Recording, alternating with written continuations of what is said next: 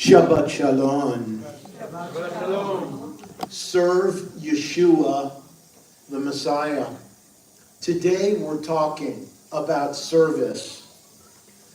My father was born in 1925. He used to love to read the newspaper on the New York Times. So he saw a little article, probably in the New York Times, which alluded to atrocities by Hitler and the Nazis. And he decided to, oh, by the way, I'm not sure if it was the Jews and other people, but it was definitely about the Jews. My father enlisted in the Army or the Air Corps because he became a navigator and he was a lieutenant. So it was called the service. Enlisting, it was called the service. And my father used to talk a little bit now and again by serving in the Army. The word avodah, it means service, but it also means worship and work.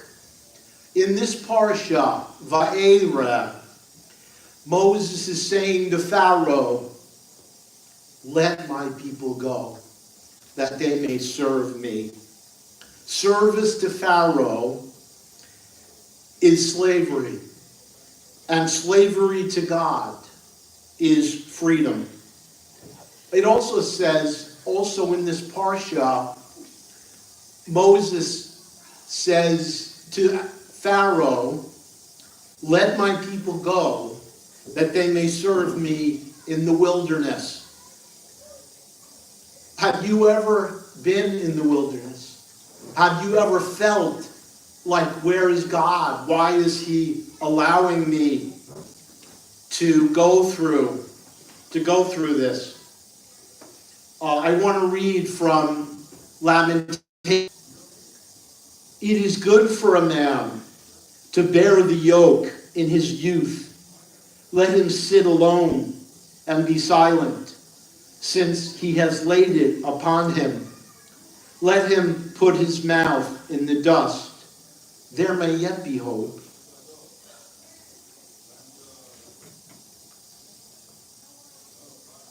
Let him offer his cheek to the one who strikes him. Let him have his fill of disgrace. For the Lord will not reject forever. For though he has caused grief, yet he will have compassion, according to his abundant mercies. For he does not afflict from his heart, or grieve the sons of men." I remember I had a really good friend named Mitch. And I remember it was either a Friday night or a Saturday night. And at night, we just went for a walk. That's all we did, was go for a walk. And I remember thinking, oh wow, this is so boring. Everybody else is going out and partying. Everybody else is going to a concert. And I'm just walking with my good friend.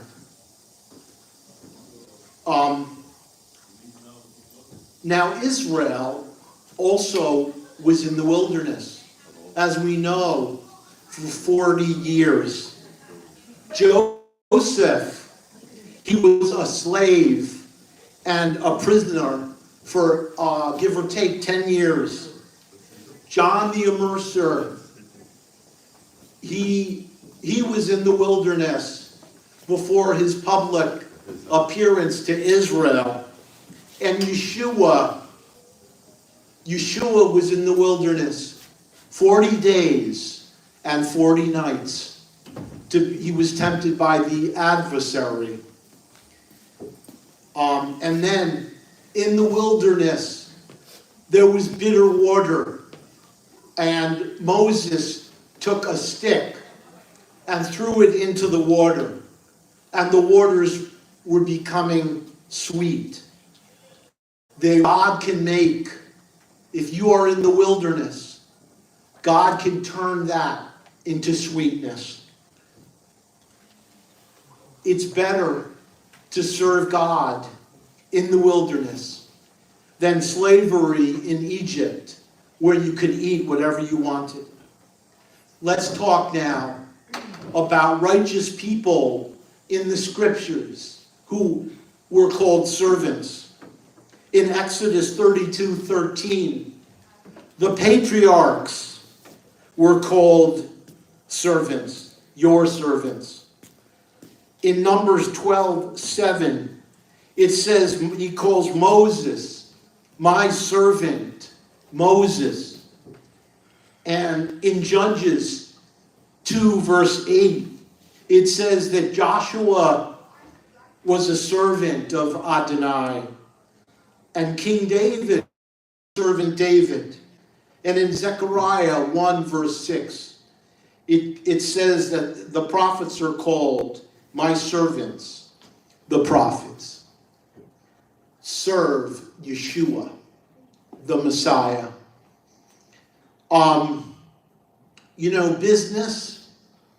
Business is one of the most important things in all of our culture, in all of our society. For instance, your car, something's wrong with your car. You got to bring it in for service. Let's say you're in a restaurant. Wow, the menu's really good. And the ambiance is really good. But the service, oy! The service is fantastic. You see, the world knows about service. And I remember I was in a body shop. My car was being serviced. And it's hard to describe, but their professionalism and the way they handled the service was incredible. The best word I can describe it is it was awesome. And there have been other professionals also that struck me as being awesome. Now, if the world knows how to serve, shouldn't we? We're going to talk about that now. Israel is called God's servant. In Isaiah 49:3, you are my servant Israel, in whom I will be glorified. Through Israel, God brought the patriarchs, the temple, the giving of the Torah, the prophets, the promised land, and Messiah, the greatest of all servants, the Messiah. And we are called to follow him. It says in Isaiah 49:6, it is too small a thing for you to be my servant, to restore the tribes of Jacob and bring them back, those of Israel I have kept. I will make you a light to the nations, that you may bring my salvation to the ends of the earth. This is considered by many to be a messianic prophecy.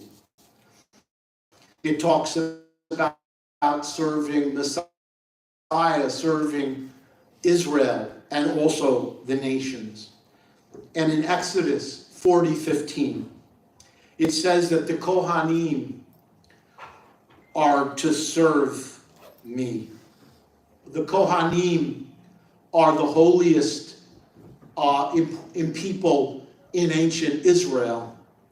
So service to God must be holy. And in Exodus 27:19, it says that the articles of the tabernacle are for the services, all the services. And tabernacle is for worship. So service is to be that of worship, service to God. Now the Kohanim also are leaders. And in the new covenant, in the early new covenant, the new believers, and currently now, they appointed shamishim. Shamishim are servants, and zakanim are elders. These are the leaders of Messianic Jewish congregations and Christians.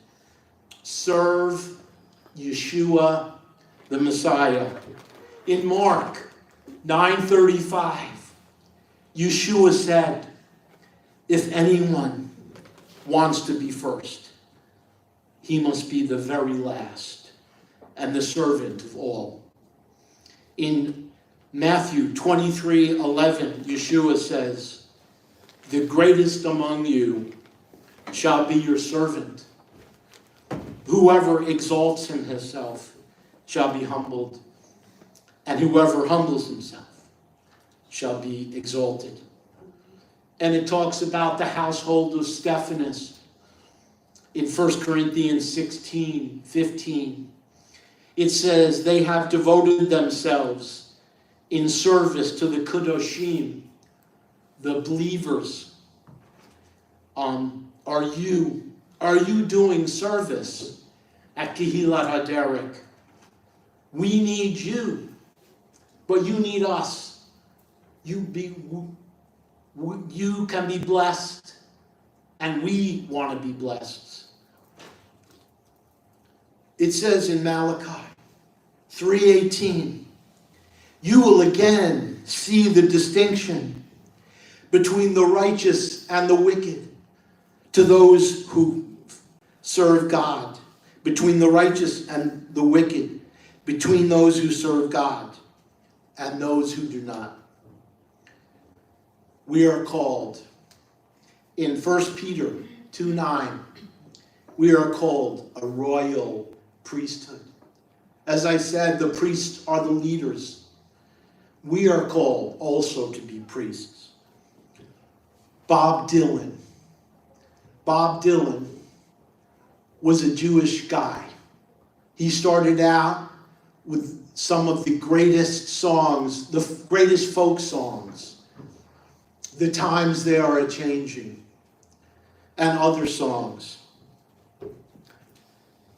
As I said, he was raised Jewish, and his last name was not Dylan, it was Zimmerman. And it might have been in the 80s, he met a Christian group, a Christian music group, and he became a believer. And then he went and spent time in a Jewish community, not Messianic, a Jewish community. And Bob Dylan became, he definitely became a believer. And I wouldn't doubt if he became a Messianic Jew. And he produced 2 spiritual albums. And in the first album, it talks about service. And he says in the song, you're going to serve someone. It may be the devil, and it may be the Lord, but you're going to have to serve someone. How true is that?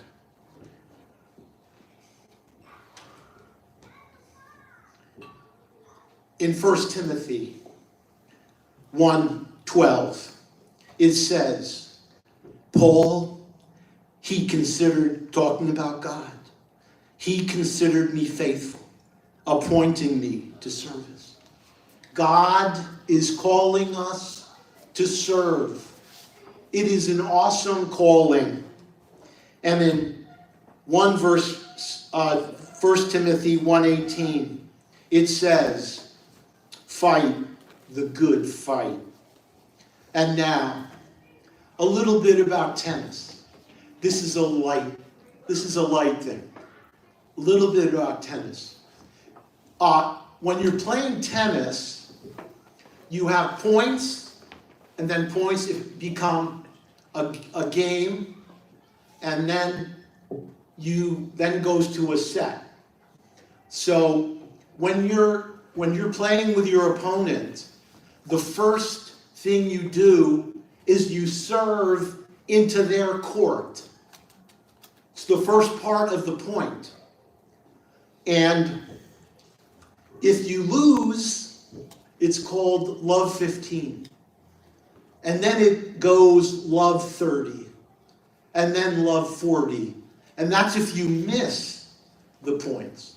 But there's good news, right? Good news. We want to hear good news. It says even if you're down, you can come back. Even if you're serving. Even if you're love 40. So, tennis is the most spiritual game. It talks about service, and it talks about love. I mean that in a light way. Serve Yeshua, the Messiah. Let's go back to the Torah. In Deuteronomy chapter 10:12. What does Adonai, your God, require of you? But to fear Adonai, your God, and to walk in all his ways, and love him, and to serve Adonai, your God, with all your heart, and with all your soul. Service. And then in Galatians 5:13, it says, through love, serve one another. Service is a part of love. And he wants us to do it with all our hearts and all our souls. In 2 Corinthians 9:12, it talks about giving as a service. Are you giving? God promises to bless you if you are giving. And in Philippians 2:17, it talks about the sacrifice and service of your faith. God is calling us to sacrifice in our service. Are you putting God first?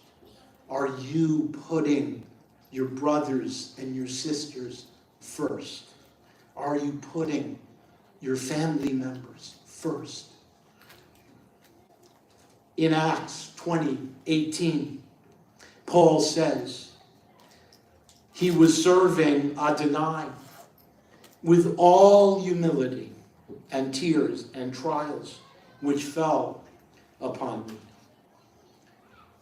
And in Ephesians 2:11, it says serve Adonai with fear. But it also says in Psalm 102, serve Adonai with gladness. Service is supposed to give us gladness and joy and blessing. But as far as idols are concerned, service to idols is slavery, but service to God is freedom. It says in Exodus 23:24, you shall not worship their gods or serve them. Serve Yeshua, the Messiah. Israel, let's go to Messiah and Israel again. Israel, in spite of all their troubles and their mistakes, God's calling was still upon them, always. There's always been a remnant. The greatest thing God used through Israel was the Messiah. He is the greatest of the servants.